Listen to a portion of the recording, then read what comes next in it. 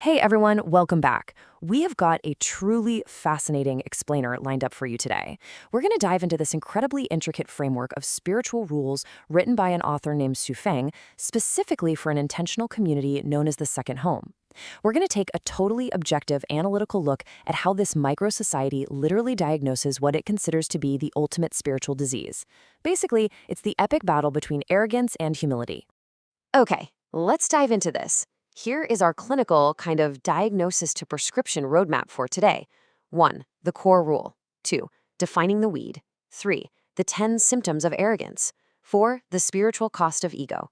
And finally, 5. Returning to zero. Starting right off with Section 1, the second home's core rule. So to wrap our heads around how this community action functions, we first have to understand their foundational baseline. It's essentially what you might call a massive ego strip. Out in the normal world, society obviously puts a ton of value on status, right? Whether you're a doctor, a wealthy entrepreneur, a celebrity, or a high-ranking official.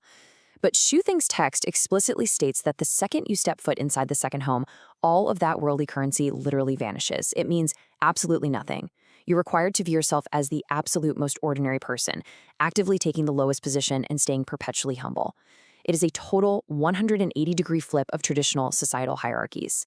And the internal logic behind this radical humility, well, it's absolute. The text frames the community's entire existence purely through the lens of divine grace.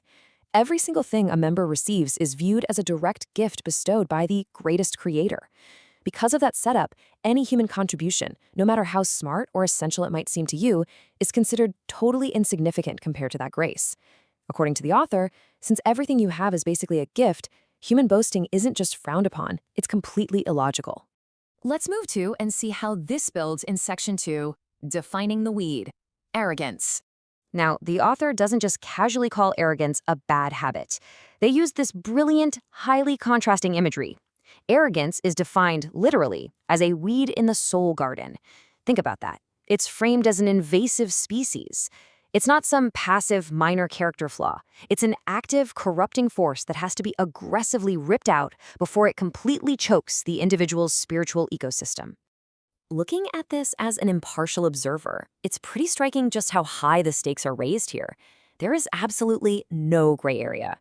Arrogance is explicitly called the watershed that divides the celestial from the devil. A soul that is completely free of arrogance, that aligns with the harmonious, pure qualities of a Buddha or a celestial being. But an arrogant soul, the text links that straight to a flawed, demonic state. It describes the arrogant person as narrow-minded, shallow, ignorant, and uncivilized. Which brings us to Section 3, the 10 symptoms of arrogance. The text actually gives us this incredibly detailed checklist of symptoms. Setting the stage here, the high-level warning signs all revolve around an inflated sense of self-importance.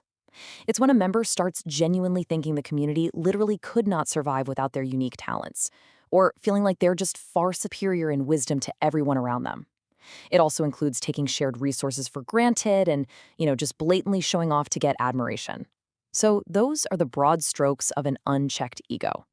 But it actually gets way more granular and honestly really relatable.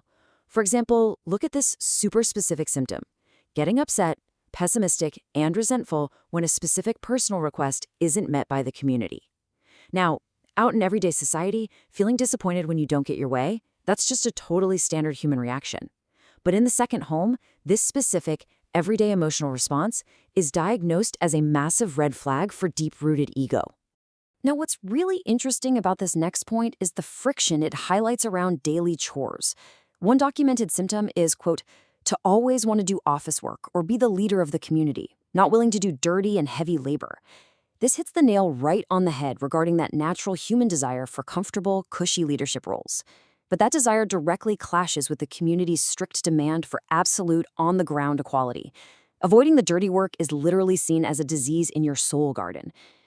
Just to summarize the final few symptoms here, they include thinking the community owes you something, flat out refusing criticism because, let's face it, you think you're always right, suddenly becoming lazy, or constantly ridiculing and judging your peers. The text is making the case that arrogance doesn't just hurt you, it completely destroys harmonious community participation. So, we've clearly outlined the symptoms, right? But that begs a pretty huge question. Why is this ego considered so incredibly dangerous to the community? Why target this one specific trait so aggressively? Let's look at the consequences in Section 4, the spiritual cost of ego. Actually, think of this as the prognosis stage of our spiritual medical manual. What happens if the disease wins? To understand the ultimate cost, we have to look neutrally at what the community is actually trying to achieve. The true goals of the second home are to perfect the soul, repay debts from previous lives, accumulate treasures in heaven, and eventually reach what they call the Elysium world. Notice what is entirely missing from that list: fame, money, a big legacy. None of that worldly stuff matters even a little bit to their mission. So the crucial point is that arrogance is fundamentally incompatible with those goals. The text warns that arrogance brings all spiritual progress to a grinding halt. It leads to fatal mistakes. It's this massive stumbling block. Arrogance isn't just a personal failing. It's an existential threat that ruins the beautiful dream of the ideal community.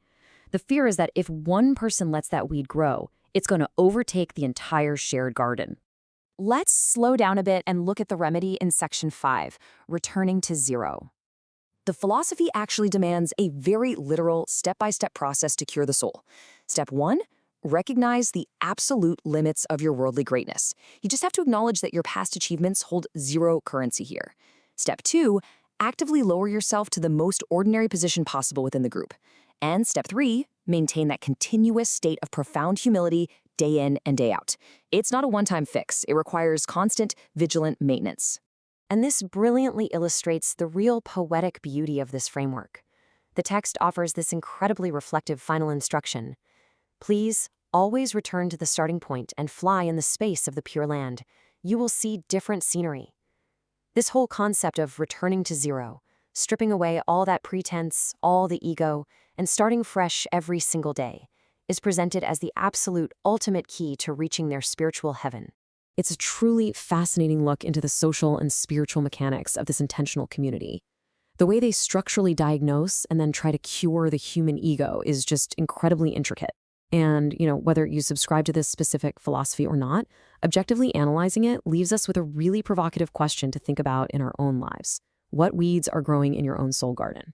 Thank you so much for joining me on this explainer, and I will see you next time as we continue to break down these fascinating ideas.